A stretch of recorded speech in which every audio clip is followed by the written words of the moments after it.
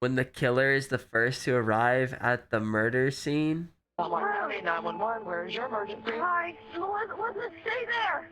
Where are you at? Wagner? Okay, what's Feel going better, on? I don't even know. You don't know what's going on? Is he breathing? Oh my god. My husband's head is dead. Okay, is that your husband? My husband's freaking out, yes. And Okay. my friend. My daughter. Elizabeth, get outside! Ma'am. She's on the floor. There's blood everywhere. Oh my god, he has his arms all blurred in the back of his head. What is your name? I'm gonna grab my It's Terry Kenny. food. You don't see a gun? No, I don't see a gun. Okay. Listen, I need you and your husband to back out of the residence and wait outside for the officers. Do you hear me? Alright. In May 2017, police in the small, quiet town of Bel Air, Ohio, find a man dead in his basement. A gunshot wound to the head. When police arrive on the scene, they meet with the husband and wife that had found the deceased man.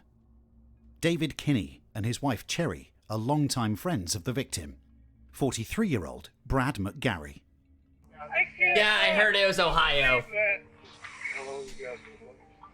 8, 9 years.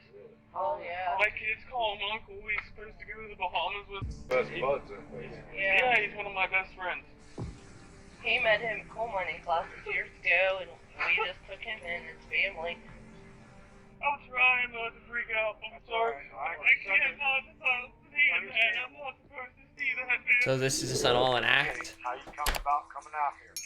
That right there, the weed eater is the whole plant. Okay. The weed eater? Yes, sir. We come to the basement door and knocked. Because my daughter knocked on the front door. I told her, I said, Cisco, knock on the back door. She went up and knocked on the back door. Door was open. Coal mining classes? What are you talking about? Did I miss something? I may have I looked went at up my right food behind her. quicker. I noticed that the kitchen was scattered. There was stuff all over the place. Yeah, My wife chicken. looked at Cherry. Thank you for the 15 months. When the police look in the basement, they find the body of Brad McGarry lying face down on the floor with a pool of blood around his head. Oh. Brad McGarry was an openly gay man in a small conservative neighborhood. His friends state that he had just ended a relationship with a man named Scotty, but they didn't know his last name. They stayed with him like that. He's the last relationship he was in. It was pulled off, and he hasn't been with anybody ever since. Who was the girl? No, it was Who was the guy? he, Oh, he was in with the guy? Yes, sir. yeah, Okay, who was the guy? Scott something. oh, man. Bad blood there, too, okay. I think just the regular relationship breaker and then While looking around the house, police notice that it appears to have been ransacked. Oddly enough, they notice that nothing has actually been taken. There were multiple newer phones lying around, a large TV, and even money on the floor. Police are convinced that the robbery was staged. The next thought is that it was suicide. When the coroner arrives, he starts taking a look at Brad's body. It is apparent that there is a gunshot wound to the head, so he asks if there was a gun found anywhere, but no gun was found. I feel like that alone already makes it well, Oftentimes, suicide victims fall on top of the gun after committing the act. Police roll the body over, but they still do not find a gun. I don't see a firearm. No, I didn't either. They flipped him over, they didn't see a gun. And that's the case, it wasn't no suicide. He's a rigger. Who found him? People outside. David Kinney. Detectives begin interviewing friends and family of Brad right away, trying to form a timeline and gain as much information as possible as to who may have done this. After getting the full name of Scotty Butler, Brad's recently ex-boyfriend, they head to his house right away to interrogate him. When detectives arrive at the house, his mother answers the door and states that Scotty has been in jail for the past 3 months for violating his probation. Scotty Butler is no longer a suspect, as he had a solid alibi. Detectives decide to take a look around the neighborhood to see if there are any cameras filming towards Brad's house. Thankfully, one neighbor had a camera that faced towards the street near Brad's house. They would be able to see who came and went from the house. While reviewing the camera footage, they continue to interview friends and family. David had taken some pictures and screenshots that could help detectives in the investigation, so they took his phone to copy the information. The issue the detective is having at this moment is that just the night before, Brad's cousin said something that completely changed the direction of the investigation.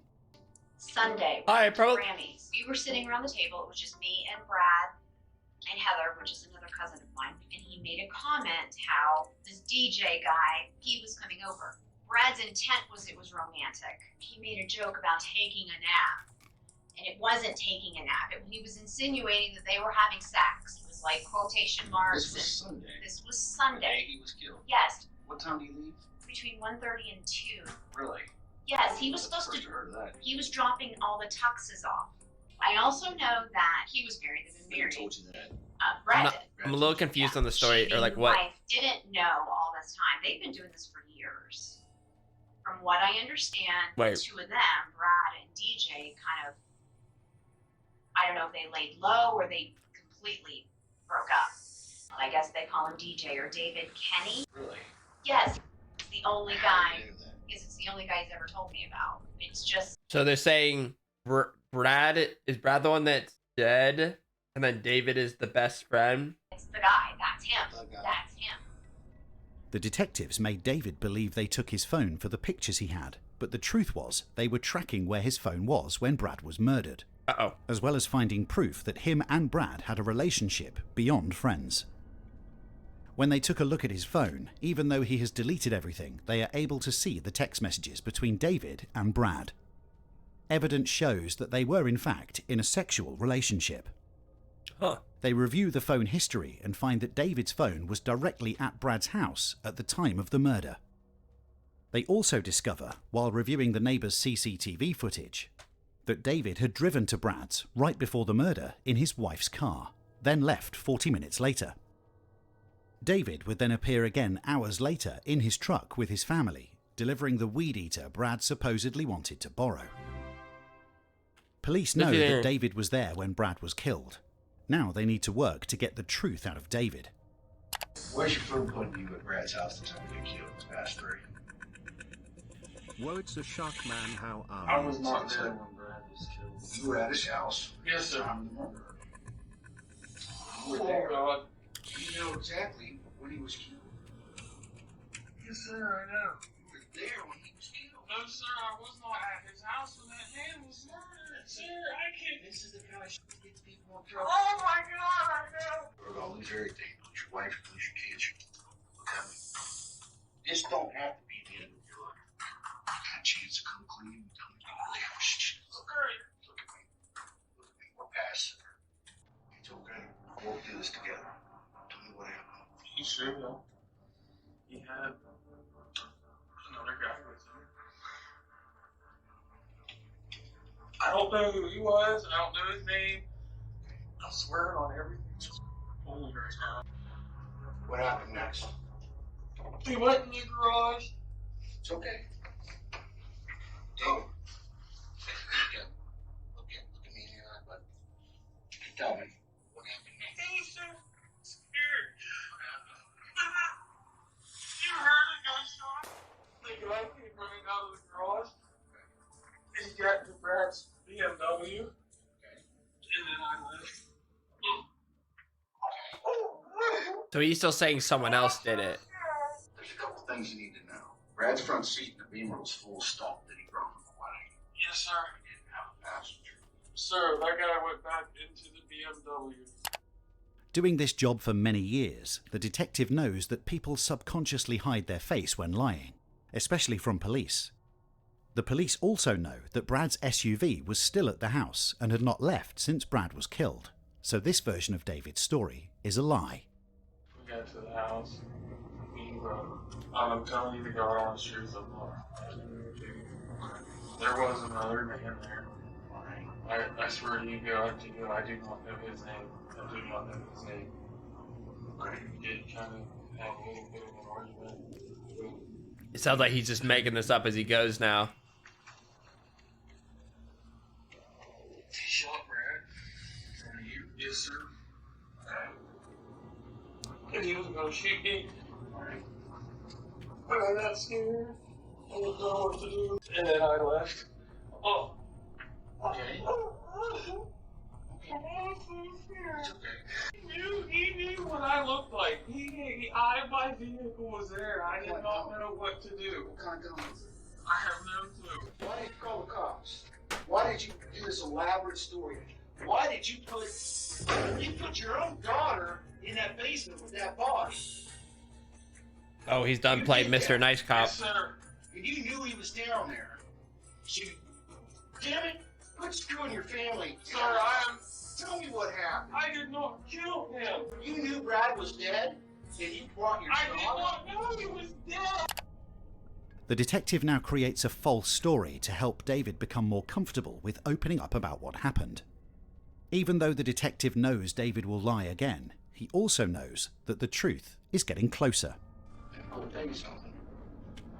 Sometimes when bad shit happens, people panic. Okay? I got a theory. I think it might have been an accident. I think that maybe somebody was around, accidentally shot him. I panicked. Didn't think anybody believed him. Was it an accident? Am I right? Drop all this shit and just let it out.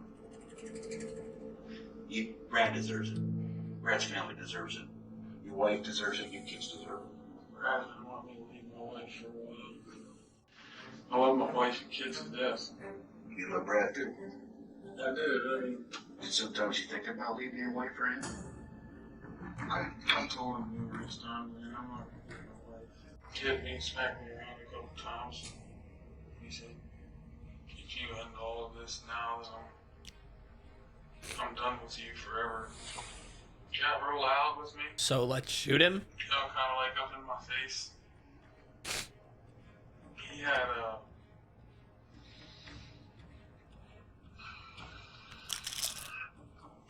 those little derringers. Cross the line, man. Stop. Look at me. Let it go. Tell me what happened next. He had it in his hand. Just kind of like waving at me, you know what I mean? Telling me, you know, you're up, I'm tired of you, I can't believe you my emotions this long and just to call it quits. He kept waving it at me, so I grabbed it. Okay. What happened after you grabbed it? I pushed him. Okay.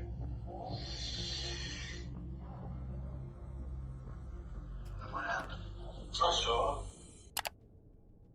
After this statement, David stops talking and asks for a lawyer, and even though he says he shot Brad, he will go to court pleading not guilty. Did he really? In February 2018, He asked for a lawyer after saying he shot him? Like, that's when it finally clicked? David was convicted of aggravated murder with a gun specification.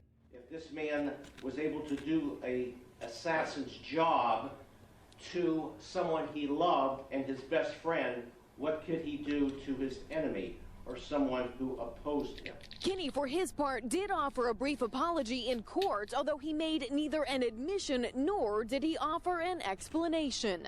I would like to apologize to the Gary family for all the hurt and pain that I put you through, and for any of this to happen, and I wish I could take it all back. I know all the apologies in the world will never bring him back, but I want you to know I truly am sorry for it all. The defendant shall serve life in prison without the possibility of parole, plus 3 years. Plus. So he said sorry, but also, like, not admitting to anything? Beyond life in prison. Prison records indicate that David remains incarcerated at the Belmont Correctional Institution in St. Clairsville, Ohio.